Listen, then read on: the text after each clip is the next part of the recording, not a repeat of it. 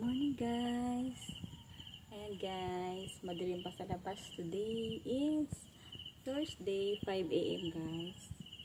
Ayan, gising na ang lola nyo guys. Actually 3 AM pa ako gising guys kasi first day ng school ngayon ng anak ko.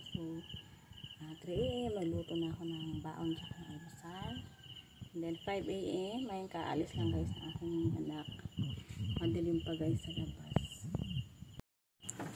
Ayan guys, madilim pa sa labas. Ayan, pas na yung aking mga ilaw. Maganda maaga magbukas para makabenta na. Kalahati lang muna yung aking binuksan na roll up kasi madilim pa. Ayan guys.